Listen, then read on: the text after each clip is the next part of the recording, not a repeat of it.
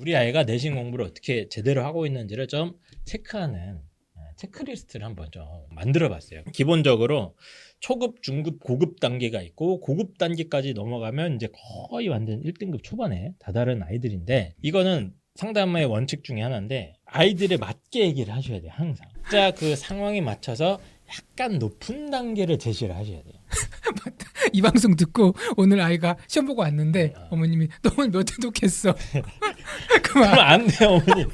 안 돼. 그냥 네. 체크를 일단 해보자 이거야. 천천히. 일단 스텝 1은 이제 초급 단계입니다. 요거 단계를 통과하는 아이들이 보통 이제 3등급 근처로 이제 올라오기 시작하는 애들. 근데 이거를 어머님이 아이한테 묻는 게 아니라 아이를 보고 어머님이 직접 어머니 체크를 해봐야 돼. 체크하면 되잖아요. 체크해봐야 되는데 좋네 이거. 일단 시험 준비 기간이 보통 4주입니다.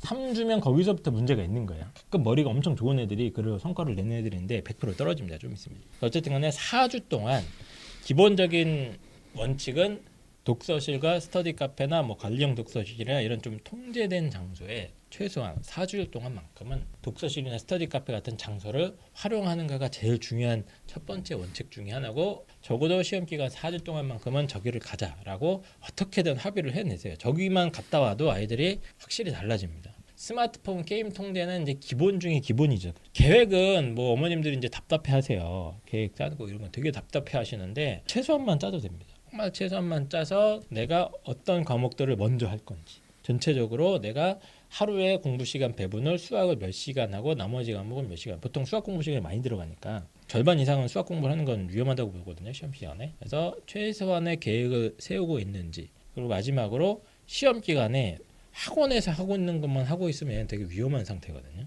학원에서 하는 숙제나 문제집만 계속 풀고 있는지 를 갖다가 꼭 한번 점검을 한번 해보시더라고요. 이게 초급이에요? 이거 엄청 어려운 거예요. 그러니까 이게 되면 3등급 안쪽으로 들어오기 시작해요. 그렇죠.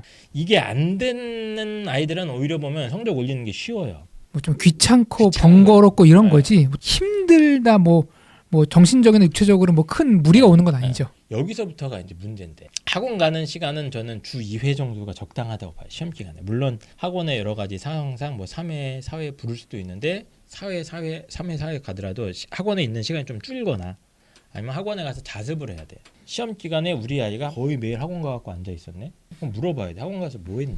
엄마도 모르거든. 학원은 뭐 하는지. 맨날 뭐 선생님이 뭐 강의하고 문제만 풀고 이랬어요. 이러면 약간 위험한 문제가 있는 거예요. 근데 학원이 다 그렇게 하잖아. 테스트 보고 네. 뭐 수업 듣고 문제 풀고 외우고 재시험 보고 네. 그거 하는 게 학원이니까요. 그걸 하는데 네. 너무 꽉 차 있는 아이들이 있다니까 이게. 그래서 이 벽을 못 깨면 2등급 안쪽으로 진입이 어렵습니다. 제가 봤을 때는.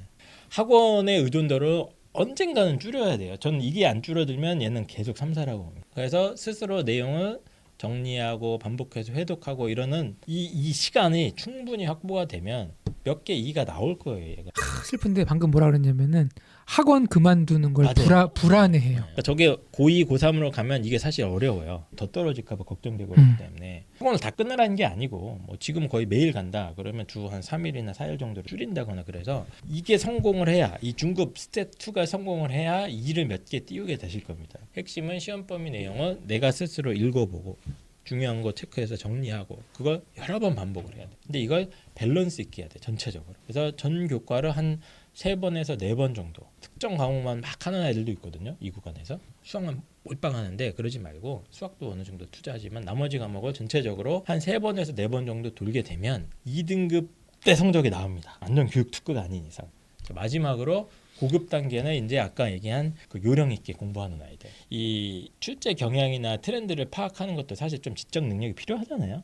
선생님이 심리전 이런 것도 해야 되는 거니까 전체적인 경향성이나 이런 것도, 시험 경향성도 해야 되고, 사회독, 우회독이 넘어가야 저는 1등급 희망이 조금 있다고 봅니다. 제가 아까 말씀드렸잖아요. 6회독, 7회독 돌리는 애들이 있기 때문에 걔들은 진짜 통합기를 해요. 그래서 걔들을 쫓아가려면 6회독, 7회독 하면 좋겠지만 4회독, 5회독 이상을 가야 겨우 1등급, 2등급 사이에서 왔다 갔다 할 수 있는 자격이 조금 있다고 봐야죠.